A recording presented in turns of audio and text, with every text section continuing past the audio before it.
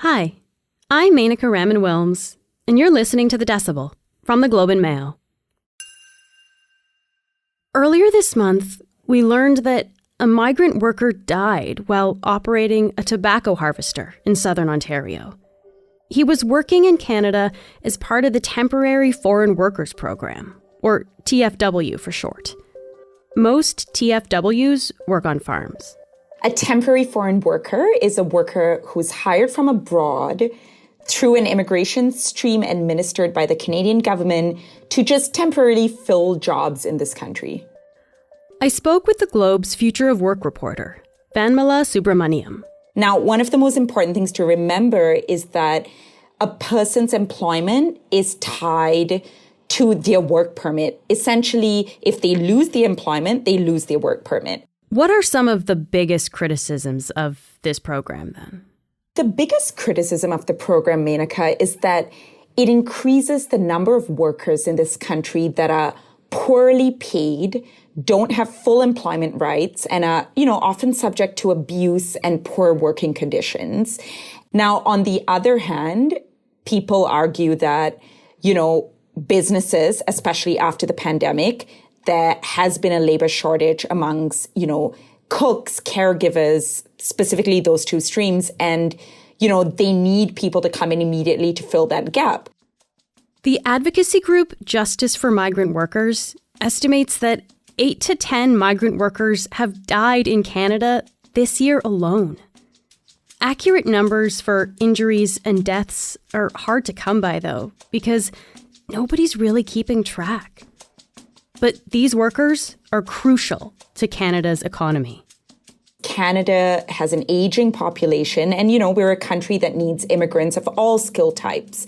So, the government is standing by its program and saying that, this is a means to temporarily fill the labor gap in this country until we get to a position where, we find Canadians that we have enough Canadians to actually work in these jobs. And despite criticisms, the Temporary Foreign Workers Program continues to expand. So let me just give you a couple of data points. At the end of 2021, that's our most recent data point, we had more than 775,000 foreign-born individuals who had temporary work permits in this country. So that gives you a sense. And that's an increase of 92% from 2015. It was a very big change that the government announced in April in relation to the TFW program. Specifically, they said employers in most industries across the country could now hire up to 20% of their workforce through the low-wage stream of the TFW program. And that is an increase from 10% to 20%. So it's a pretty big increase. Now, they then specified even further. They said, in 7 sectors with chronic labor shortages, like hospitals, construction, hospitality, that cap was increased to 30%. So you could basically fill 30% of your workforce with the low-wage temporary foreign workers. So, Vanmala, advocates for migrant workers have argued that pathways to permanent residency should be more accessible to these workers. What is the government said about that? So the government is quite defensive on this whole idea of transitioning workers to permanent residency. In the most latest correspondence I had with the Immigration Department, they said that in 2021, 152,000 applicants who used to own temporary work permits were transitioned into permanent residency. But if you really break down that data, it's very difficult to assess what kind of worker is getting PR.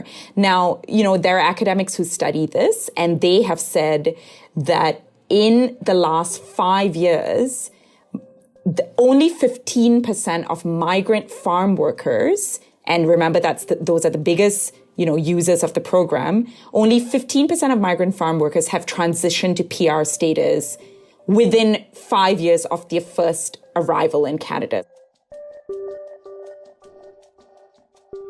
On the world stage, Canada portrays itself as a champion for human rights, as a champion for diversity and inclusiveness.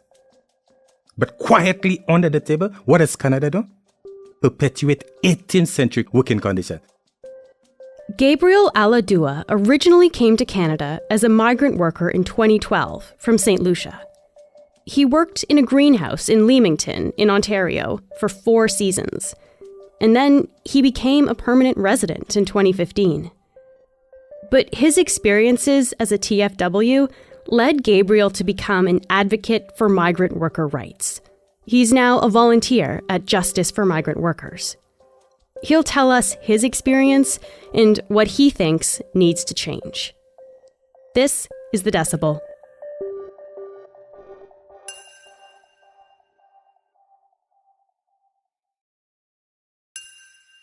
Gabriel, thank you so much for speaking with me today. Well, thanks for this opportunity, because being a migrant farm worker in Canada, we are forced to keep quiet. So any opportunity I get to speak up, I welcome that. So thank you. Yeah, I'm really glad that we can hear from you today. You were born in St. Lucia. So why did you decide to come to Canada as a temporary foreign worker in the first place? Had I come to Canada by choice, I would be a visitor, I would be a tourist. Everybody's dream. But I was forced to come to Canada. It was very, very difficult economic situation. And it was a whole chain, a series of events that really pushed me to come to Canada. Me, I did beekeeping. My country was infested with varroa mite. Did you say you did beekeeping? Beekeeping, yes, honey producing, yeah. And our country became infested with a mite, varroa mite. And I call it a dynamite. Anytime you're infested with that, you lose between 50% and 100%. So I call it a dynamite. But with the invasion of that pest, I was forced out of honey production. And then the hurricane came in, and literally it was a series of events that that pushed me to the lowest point of my life. Being unemployed with a family to support, in a country with very little or maybe no social safety net. And all of that time, the economy of St. Lucia was contracting, not much opportunities for employment and so on, right? So I was desperate. I was standing on really shaky ground. I was desperate to do anything legal, and the opportunity to work as a migrant farm worker presented itself. Yeah. Okay. Wow. That's a lot of things I said, right? But it's good to actually hear that process, though, to see what brought you here to this point. And so you worked for 4 seasons, Gabriel, in a greenhouse in Leamington, Ontario. There are lots of migrant workers in the area. There are up to 10,000 seasonal workers, actually, in the broader Windsor-Essex County during the peak growing seasons. Can you just paint me a picture of what it was like working in a greenhouse like that? First of all, not having status in Canada, it means that you're denied basic human rights and you're denied basic labor standards. Let us talk about these things there. Working in a greenhouse, there's something that we call, I call it variable piece rate. What is that? If for this week, for example, I harvested 2,000 pounds of tomatoes, I may meet their expectation. And what is their expectation? Every week, they'll post a chart, a color chart, and people who did well or meet their expectation, they'll be their names will be at the top with a green, with a green background. Those who didn't meet the expectation will be at the bottom with a red background. And if you consistently found yourself at the bottom, the supervisor would come to you and tell you, look at this chart. The guys at the top in green, that means the work can be done. Remember, in your country, there's 100 people lined up willing to take your post. So they push us. So if this week I harvested 2,000 pounds, I may find myself in green. Next week, I may harvest 2,500 pounds. And I may not find myself in green because the goalposts keep on changing. Are you actually punished if you make it to the bottom there? What happens? And to be honest, at my farm, there was one guy, his contract was terminated because they claimed that he'd never met the expectation. On other farms, every day, now that I'm an outreach worker, I get reports that on some farms, every day, at least 1 or 2 workers are being punished. Those people find themselves at the bottom. And I think the list on those farms is daily list. The daily a list has been posted, and those people find themselves at the bottom. They've been punished. And what's the punishment? Stay in the bunkhouse, do not work. So then you're not making money then? If well, you're not working means not making money for sure. That's a punishment. How much did you get paid working there? Minimum wage, and in 2012, maybe it was $12.25, I can't remember, but minimum wage. But what is minimum wage? we have so many deductions. So we end up below minimum wage. And to make it worse, for example, the contract says the employer would provide housing, free housing. But every week, each person will pay $52 they call it for utilities. And to make it worse, 25% of my income, weekly income, went to the liaison, my government representative, and they call it compulsory saving. But I need to say it for clarity, the 25%, we got a portion back, but it was called compulsory savings. But it was one way of ensuring that we return to our home country. So the system makes you dependent. So you go through that dependent, rather than after a while you can become independent. And you mentioned this can be dangerous work too. Did you ever feel in danger when you were doing this kind of work? During my first year, whilst we were working, there was some guy spraying pesticide just a few rows away from us. Close to where you actually were. And I wasn't even aware of the danger. That I think I was so worried about my living conditions, right? I'm so happy that the guy was working just ahead of me. He pointed that out to the supervisor. So being exposed to pesticide was one of the serious things that we came face to face with. In the greenhouse where I work, the tomato plants, they grow continually for the year. They keep on growing.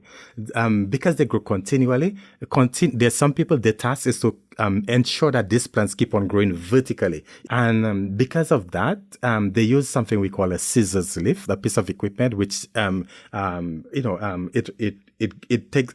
allows them to be elevated to that. It's like lifts you up into the air, kind of like a cherry picker or something. Like that, kind of similar. And those scissors lift, we call them, they run on a track. And there was a particular case where the track was broken, and unexpected, not, being so far up in the air, the worker didn't know that the track was faulty. Mm-hmm. So when it got to that point, suddenly, unexpectedly, it went off balance and it threw him down. He landed in an awkward position, and his pelvic bone was broken. Yeah. Oh, wow. You mentioned living conditions as well, Gabriel. Can you describe what the living conditions were like when you were working there? Yes. The living conditions, let me see, for simplicity, it was 62 guys in a bunkhouse. How big is a bunkhouse? How big? In my estimation, maybe 120 feet, maybe by 50 feet. There were 8 rooms. 7 of the rooms where I live had 8 guys, and 1 of the rooms had 6. So it was 4 bunk beds. Each room where I live, each room had a washroom. There was a small window and 1 door. There was a small table at the center with 4 chairs. 8 guys, but 1 table with 4 chairs. What does that say? Privacy was an issue. So that was just the room. The kitchen. There were 3 stoves with 16 burners. So do the math, 16 burners to be shared by 62 guys, right? There were 4 washers, 4 dryers for 62 guys. So all night long, you'd see people walking up and down to get to the laundry. There was 1 television for 62 guys. Ironically, the only thing that kept us united with the television was wrestling. So it was a challenge. You never did things at your own pace. It was always a challenge.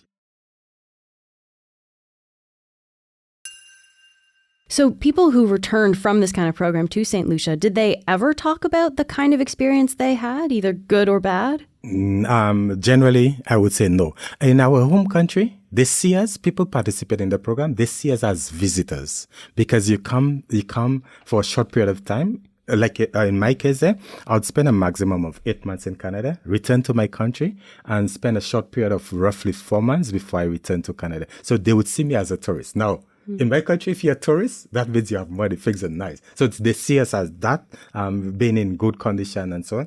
And we try to let the money do the talking. We bring a new, our clothing would look different, our shoes would look different. So that we basically live up to the expectation, and we never conveyed the reality. Another thing that we did after spending 8 months, we make sure we brought a gift for literally everybody. So by the fact that you can reach out by handing a gift, it's a reflection of something good, right? Yeah. So we lived up to that expectation. The false dream, the false American dream, I guess. Now, you haven't worked as a TFW since 2014, but Just this week, we heard about the working conditions of migrant workers in an open letter to the Jamaican labor minister after a worker died in a tobacco harvesting accident last weekend. And in the letter, the worker said, quote, "As it currently stands, the seasonal agricultural workers program is systematic slavery," end quote. What goes through your mind, Gabriel, when you hear that? On the world stage, what does Canada portray itself as? In my country, red or white means love. On the world stage, Canada portrays itself as a champion for human rights, as a champion for diversity and inclusiveness. But quietly under the table, what does Canada do? Perpetuate 18th century working conditions. And people can't even speak up. What does that say, right? About Canada? Earlier this year, in April, the federal government announced it's actually going to expand the program. So it's going to allow more temporary foreign workers into the country to work. With even more people coming into this program, I guess, what is one thing that you really want to see changed in order to make things better for people coming to work in Canada? The one shift that I want, the one shift that we want, the one policy shift is status upon arrival. Now, what is status? In Canada, when you talk about status, some people refer to it as PR, some people refer permanent to it as residency. landed, some people, different names. But listen to that. As to a migrant worker, you know what the status meant? Not living in Canada. It comes with that, yes, but that's not what it means. Status is that thing that gives me an open work permit. With an open work permit, you know what it does? It takes the pressure off, it puts the pressure on my employer. My employer now know I have an open work permit, so it is now putting the pressure on my employer to create those conditions that would attract me and keep me, right? But having status, it gives me the right and now have the power to refuse unsafe work. That's what status means to us. Having status would also mean being united with your family. Now, status, if you have status, it takes care of my immigration vulnerability. It takes care of my labor vulnerabilities. So it gives me that power. I want the 20,000, the 30,000, the 40,000 migrant workers who are working hard each and every day to access the same decency that every human being deserves. Gabriel, thank you so much for taking the time to speak with me today. I would like to thank you too, because Canada is known to be a country with a culture of silence. And breaking that silence is a big challenge. And this opportunity helps you to break the challenge, to break that silence. So I'm really grateful for that. Thank you. Thank you so much.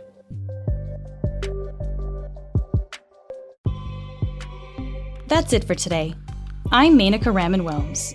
Our summer producer is Zara Kozema. Our producers are Madeline White, Cheryl Sutherland, and Rachel Levy-McLaughlin. David Crosby edits the show. Kasia Mihailovich is our senior producer, and Angela Pacenza is our executive editor. Thanks so much for listening, and I'll talk to you tomorrow.